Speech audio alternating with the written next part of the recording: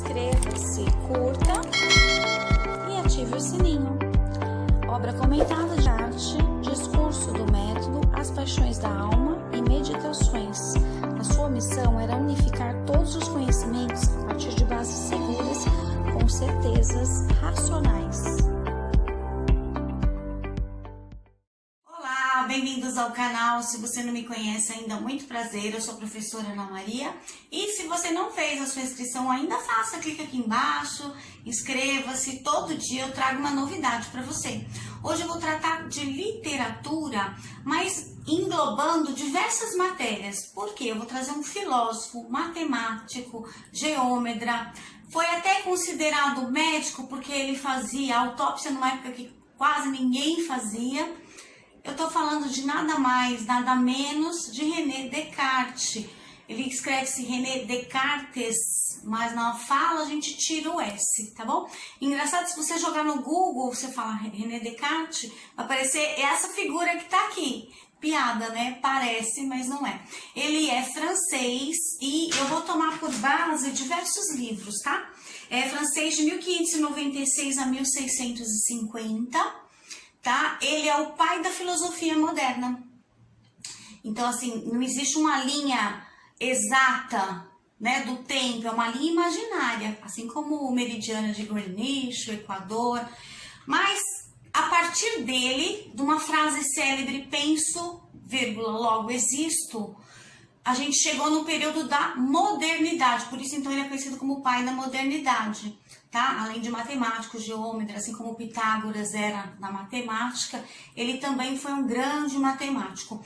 Bom, aqui nessa coleção Os Pensadores tem 3 livros maravilhosos que eu li na época da faculdade, então vai englobar diversas áreas. Filosofia, que é a área que eu também sou formada, minha primeira graduação, né, na São Camilo. Eu estudei por 4 anos, dei aula de filosofia durante 5 anos. Então, este René Descartes, ele pega só um tiquinho, um pedacinho, lógico que ele é um dos mais importantes do modernismo, com certeza sim. Mas é um tiquinho de tudo que engloba a filosofia, tá bom? São diversas áreas. Então, este livro tem aqui meditações, paixões da alma e discurso do método, tá? Então, é 3 em 1. É muito interessante, esse livro ele tá todo riscadinho, porque esse é o meu método, né? De riscar, inclusive, para dar aula. Eu já li esse livro por diversas vezes, fiz trabalho, inclusive, na faculdade, inclusive de grupo. Um beijo para meus colegas, né? De faculdade.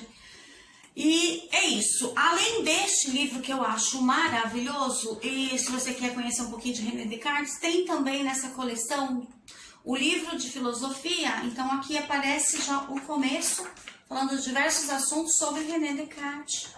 Olha aqui, tudo isso, quer dizer, engloba várias coisas de filosofia. Eu tenho um outro livro dessa coleção, que é de política, da capa verde, também é excelente. Fora René Descartes, onde mais você pode encontrar? Fora, então, é esse que é o principal que eu vou tomar base, desses 3 livros. Este outro de capa amarela, Iniciação à Filosofia, de Marilena Chauí. A conheço pessoalmente, ela também foi palestrar na minha faculdade, hoje ela dá aula na USP. Esse livro é excelente para o ensino médio. Filosofando, Maria Lúcia Helena Aranha, entre outros, excelente também para o ensino médio. Bom, a gente estuda isso ou no Funde 2, do 6º ao 9º ano, né, sobre René Descartes, tanto na matemática como em aulas de filosofia. Pode ver em história? Pode ver também, tá? Esse outro livro que eu gosto bastante, também para o ensino médio, excelente, eu gosto bastante dele, além da Chauí. O Gilberto Cotrim, esse sim também, professor de história, excelente. Fundamentos de Filosofia, manual do professor, tá? Mas tem também o manual do aluno, é só para tomar base. Então, tem falando sobre René Descartes aqui, pai da filosofia moderna. Então, são diversos livros, é um vídeo mais extenso, mais profundo, que engloba diversas disciplinas, cai no vestibular, é muito importante em concurso público também. Então, fica comigo que você vai gostar.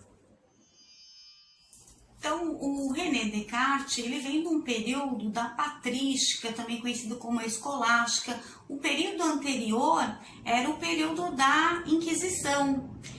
então da era medieval, até chegar então na fase dele, né? Do penso logo existo, o pai da filosofia moderna. Porque ele tinha um método que ele era um método dedutivo e ele começou a duvidar de tudo, inclusive do seu próprio ser, de Deus, só que ele tinha que tomar muito cuidado. Por quê? Naquela época o que regia a Terra em termos de religião era o catolicismo. Então ele tinha que tomar muito cuidado, porque claro que ele era muito católico, não estou dizendo que não, sim, ele era, estudou em colégio jesuíta, e o que acontece? Ele tinha que tomar cuidado com os escritos dele, com o que ele falava, principalmente com o que ele escrevia, se ia ser publicado ou não também, porque a igreja tomava conta de tudo, e ele podia inclusive morrer queimado na fogueira. Lembra que ele está saindo desse período da escuridão, do período das trevas, da Inquisição. Jordano Bruno foi um que morreu queimado, então ele tinha muito medo também de morrer queimado, claro, todo mundo dessa época.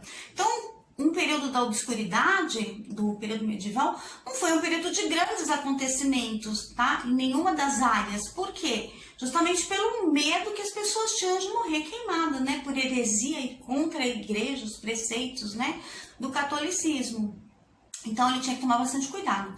E o que regia as pessoas antes desse período, então no período medieval, era acreditar em Deus através da fé. E aí podia ser uma fé cega.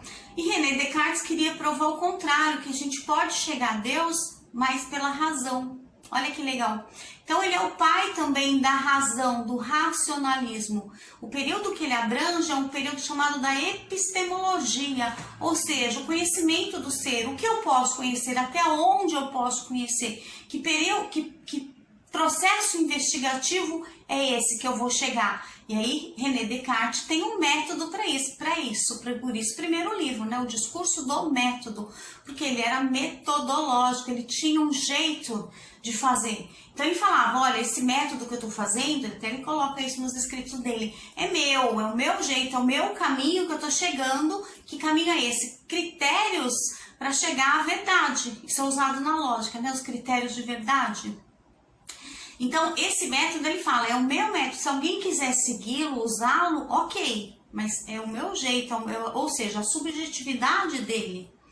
Mas qual que era esse método? Então, o método, ele é fundador de um método dedutivo, do racionalismo, porque ele faz o uso da razão, justamente com essa frase célebre, né? Penso, logo existo.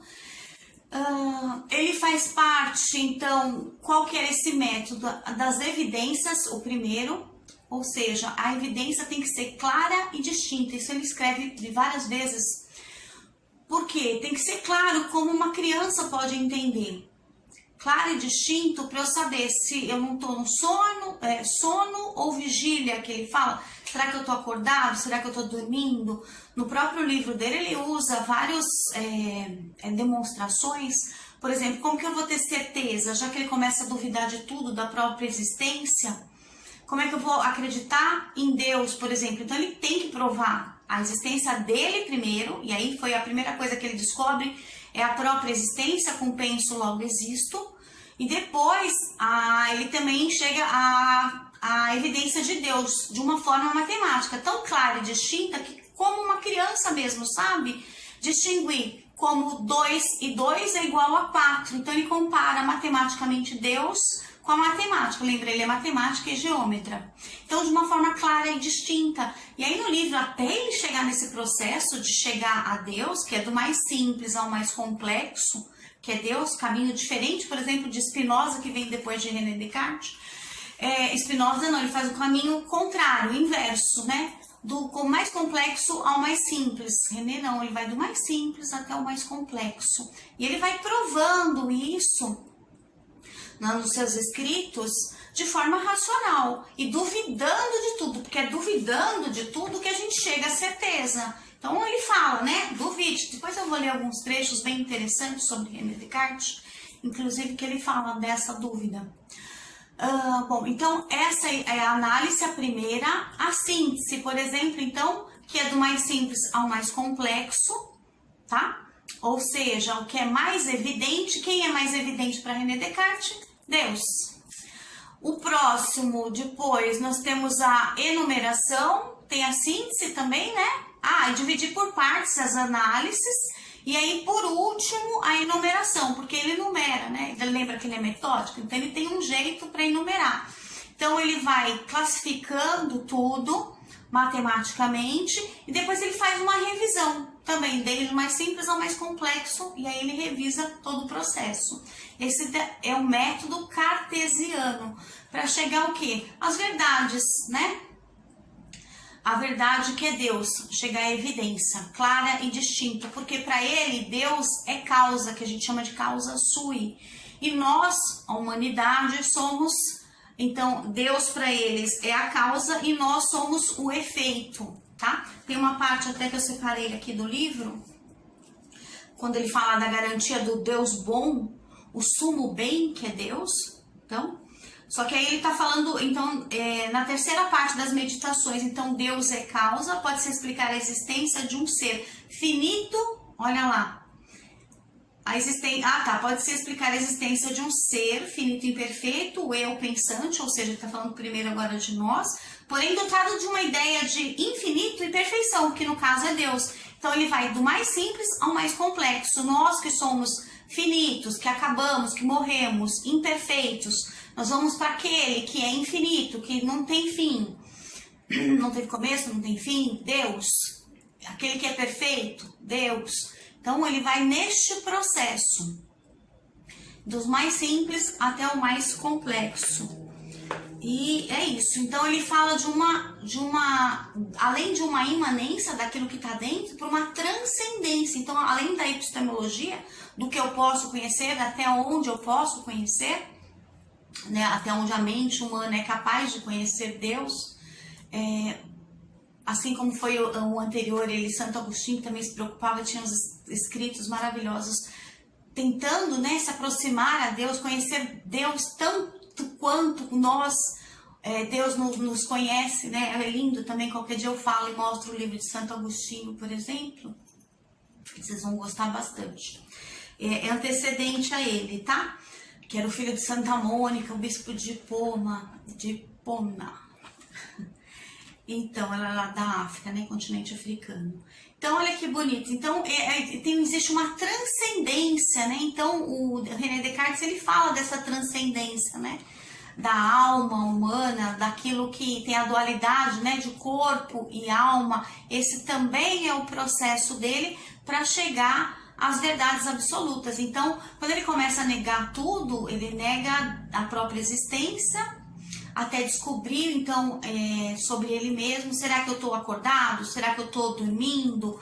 Então, quando ele fala dessas evidências do claro e distinto, então ele faz exemplos, né, que eu estava falando anteriormente de fazer comparação, e não concluí ainda, que ele fala assim, então eu sei que eu estou acordado, por exemplo, quando eu sinto o sol queimando a minha pele. Então, quando eu sinto esse sol queimando verdadeiramente a minha pele, é diferente de quando eu estou dormindo. Ele dá um outro exemplo da colmeia, né, de abelha, do próprio mel, quando ele está no casulo, endurecido, ou quando ele já está em forma mais líquida, quando a gente consome. Então, como as coisas vão mudando, se transformando, será que aquilo que eu vejo, eu imagino, é real ou é tudo uma ilusão da minha cabeça? E aí ele cria um gênio maligno, né, que é um Deus maligno, porque ele começa a negar tudo, ele nega a si mesmo, ele nega a Deus, até matematicamente ele provando e descobrindo essas coisas. Então, na primeira comprovação, penso, logo existo. Se eu penso e tenho uma ideia que é uma ideia inata, que vem de Deus, então ele é de uma corrente filosófica chamada inatismo, que é justamente contrária de uma outra corrente filosófica do empirismo, né? Que o empirismo, como por exemplo John Locke, ele era empirista, ele acreditava que tudo era através da experiência, né, daquele negócio de tábula rasa, o homem é uma tábula rasa, que ele aprende conforme vai aprendendo as coisas e que ele vai sabendo cada vez mais e mais. O René Descartes não, ele é de uma corrente justamente oposta a isso. Ele é da corrente filosófica que tudo é ideia inata, do inatismo, ou seja, que vem de Deus. Essa ideia que nós temos concebida dentro de nós sempre existiu, está científico dentro da gente, uma forma imanente, que vem de uma coisa transcendente para nós. Quando ele tá lá naquele livro Paixões da Alma, que ele faz anatomia humana, então aí que eu falo que ele é um médico, quando ele faz autópsia, ele faz análise do corpo todo, do sangue, dos espíritos, ele encontra a glândula pineal, para você ter uma ideia, que fica no centro da cabeça. E ela existe, ela é estudada hoje, inclusive pelos médicos, né? Qual é a função? Existe até, não sei se uma corrente hoje, né, na contemporaneidade, falando que o governo quer tirar a nossa glândula pineal, que a gente tem que tomar cuidado até com quando vai medir, para não colocar nada na testa, a temperatura, com a água que já vem com cloro, como se fosse uma teoria da conspiração hoje em dia, né?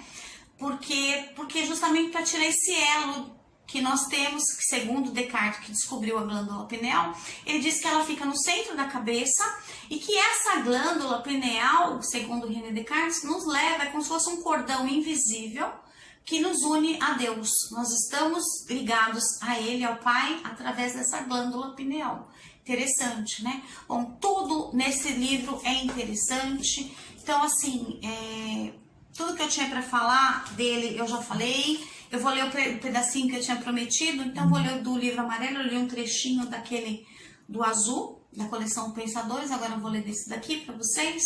René Descartes, então, viveu no começo do século XVII, então a partir do século XVII, que é a Idade Moderna, tá? E já vem o período longo em seguida das revoluções, né? Revolução científica e tudo mais. Então, olha lá, num período, por vezes, chamado de Revolução Científica, olha aí, uma área de rápidos avanços nas ciências. Lembra que eu falei que no período da obscuridade não tinha muito conhecimento porque as pessoas tinham medo de morrer queimada na fogueira, né? Que eles estavam vendo a tese do heliocentrismo e do geocentrismo. O René Descartes, ele era a favor aí do geocentrismo, tá? Onde Deus é o centro de tudo. Diferente, por exemplo, do heliocentrismo, onde o Sol é o centro de tudo. Que foi o caso de Copérnico, né? Que era um amigo lá do Giordano Bruno que morreu queimado na fogueira. Então, imagina o medo que esse povo tinha. Então, antes, no período da obscuridade, não tinha grandes revoluções. Já no século XVII, já é um período de revolução científica, ou seja, teve grandes avanços na área da ciência. Olha que legal. Então, a gente pode estudar René Descartes na matemática, na ciência, em história, em filosofia, na língua portuguesa, em interpretação, então, toda desse livro. Olha quanta coisa legal. Então, o cientista e filósofo britânico Francis Bacon, a gente chama ele vulgarmente, né, brincando, de Chico Toucinho, né? O Francis Bacon é um pouquinho antes de René Descartes, tá? Então, antes. Olha lá, havia estabelecido um novo método para conduzir experiências científicas baseado em observações detalhadas e raciocínio dedutivo. E suas metodologias forneceram um novo sistema para investigação do mundo.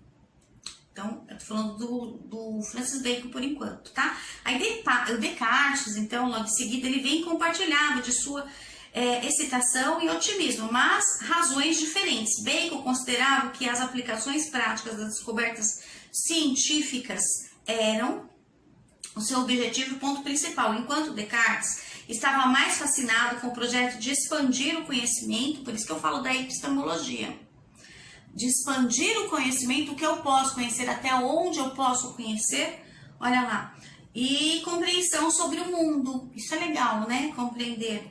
Durante a Renascença, as pessoas tinham se tornado mais céticas. Existia uma corrente, né, que chamava ceticismo. Existiam várias correntes filosóficas nos períodos anteriores, né?